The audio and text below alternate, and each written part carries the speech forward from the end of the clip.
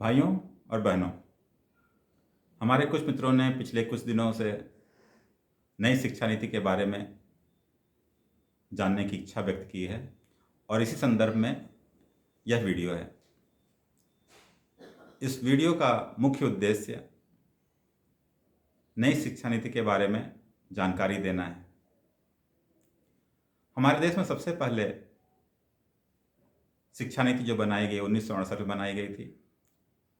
1986 में उसमें थोड़ा सा संशोधन किया गया और अब नई शिक्षा नीति जो 2020 में लाई गई है और 2022 में इम्प्लीमेंट होगी, यह अपने आप में एक बहुत बड़ा क्रांतिकारी कदम है। मैं इसको 21वीं सदी का चमत्कार मानता हूँ। शिक्षा के क्षेत्र में एक बहुत बड़ी क्रांति मैं देख रहा हूँ। दोस्तों, जैसा कि हम जानते हैं, किसी देश का भविष्य बदलना हो तो उसकी शिक्षा पद्धति को, पढ़ाने के तरीके को हमें बदलना पड़ेगा और उसी प्रयास को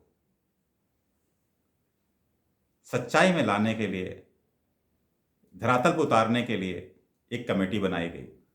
जहाँ तक मुझे मालूम है, यह कमेटी पिछले 3.5 सालों से काम कर रही है।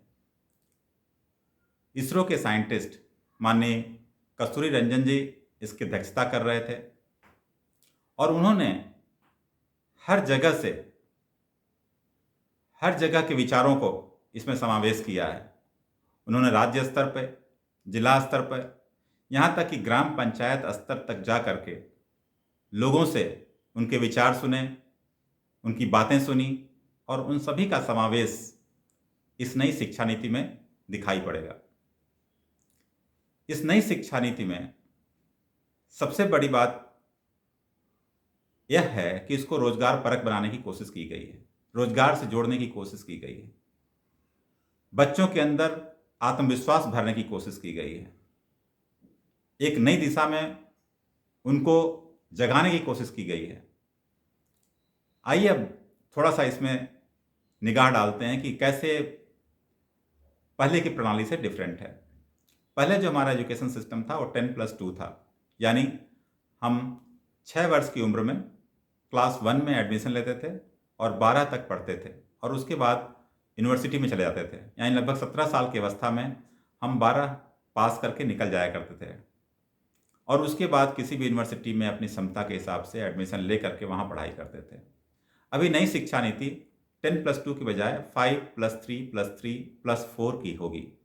अगर कुल जोड़ें तो 5, 3, 8, 3, 11 और 4, 15 साल होते हैं। लेकिन फिर भी बच्चा 12वीं क्लास 17 साल में कंप्लीट कर लेगा, क्योंकि इस शिक्षा नीति में जहां पहले बच्चा 6 साल में क्लास 1 में जाता था, अभी बच्चा 3 साल की उम्र में ही उसको एडमिशन लेना है।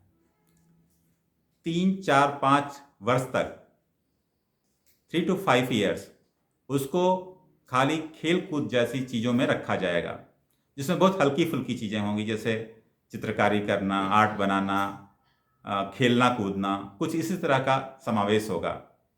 यानी पहले 3 साल वो पढ़ाई लिखाई पर ज़्यादा ध्यान नहीं रहेगा, खेल कूद में ध्यान ज़्यादा रहेगा, बच्चे की क्रिएटिविटी के ऊपर ध्यान ज़्यादा रहेगा। और अगले 2 साल जो होंगे क्लास 1 और 2, उसमें बच्चे को पढ़ना है, एग्जाम देना है, लेकिन उसमें बच्चे सभी पास होंगे। अब आते हैं जो दूसरा सिस्टम है, उसके बाद बच्चा जब क्लास 2 पार कर लेगा तो उसके बाद 3, 4, 5, 3rd से 5th क्लास तक पढ़ने के लिए उसको मातृभाषा का अधिकार दिया गया है कि मातृभाषा में ही पढ़ाई की जाए। जैसा कि हम जानते हैं, सभी डेवलप्ड कंट्रीज जो होते हैं, जो हैं, वो सभी अपनी शिक्षा मातृभाषा में करते हैं और यहाँ बच्चे को एडवांटेज मिलेगा अपनी मातृभाषा में सोचने और समझने और विकसित होने का। जब हम नेक्स्ट +3 की तरफ बढ़ते हैं, उस +3 में आपको 6, 7, 8 में एक नई चीज़ जुड़ रही है, जिसमें वोकेशनल कोर्स। इसका मतलब आप संगीत, कला, चित्रकारी, पेंटिंग, वेल्डिंग, किसी भी क्राफ्ट में आपके जिसमें भी रुचि हो उसको आप ले सकते हैं और सबसे बड़ा परिवर्तन, सबसे बड़ा कदम यहाँ ये उठाया जा रहा है कि आपको कंप्यूटर ट्रेनिंग क्लास 6 से दी जाएगी। जब 6 से ट्रेनिंग होगी, वहाँ कोडिंग वगैरह भी सिखाया जाएगा। अगर आप परफेक्ट कोडिंग नहीं भी कर सकते तो आपको उस लेवल तक ज्ञान हो जाएगा कि आप समझ पाएंगे कोडिंग कैसे करते हैं और छोटे मोटे कोडिंग आप खुद कर पाएंगे। ये सबसे बड़ा परिवर्तन होगा।